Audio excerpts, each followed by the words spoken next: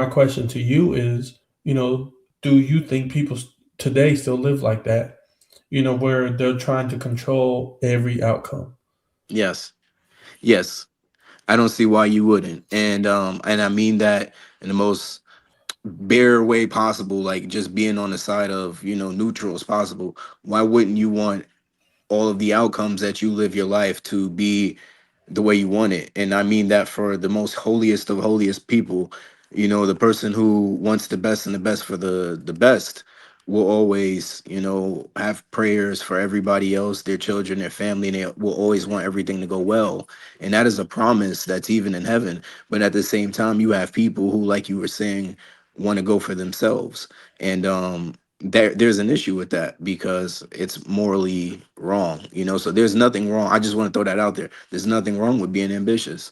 No, I agree, but that's what I'm saying. When's that ambition? Where's that line at? Right between like godly ambition, let's say godly ambition, and being manipulative, and Selfishness. and when those situations occur, right? How do you react when life humbles you?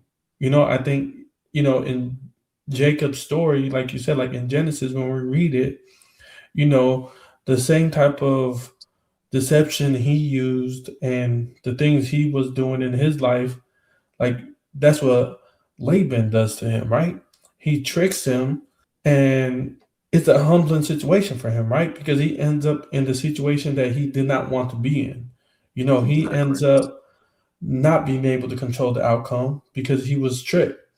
So, you know, how do you think life has, do you think life has a way of humbling people over time? Yep. 100%. I am a firm believer in what Jesus said, you reap what you sow. That's not just a financial thing, man.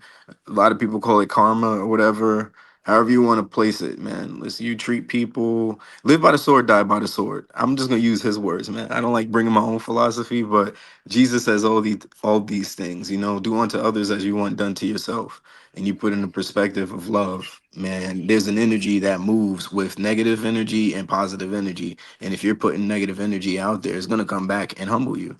Pride. 100%. Pride, Right. pride happens before the fall.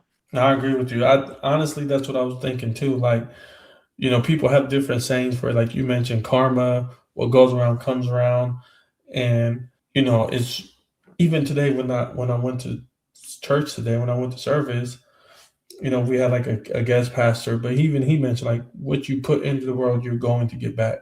And so, like, You reap what you sow. you reap what you sow. You put good into the world. It might not happen right away, right? The good might not come back to you, but over time, I feel like it's going to lean heavily in that way, right? It's going to favor you more than it will hurt you by putting good out into the world. Shout out to And Mike Murdoch. Mike Murdoch has a few good books on that. He's a well known name, but he has a few good books on reaping what you sow.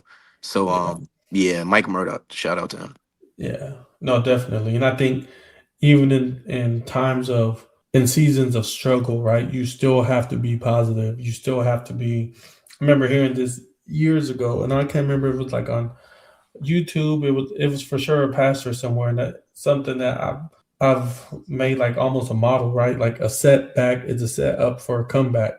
So even when you face a certain situation that is difficult, you're not supposed to like stay in that season, right? You're not supposed to like swim in that pool. You're supposed to get out. You're supposed to dry off, and you're not going to dry off right away.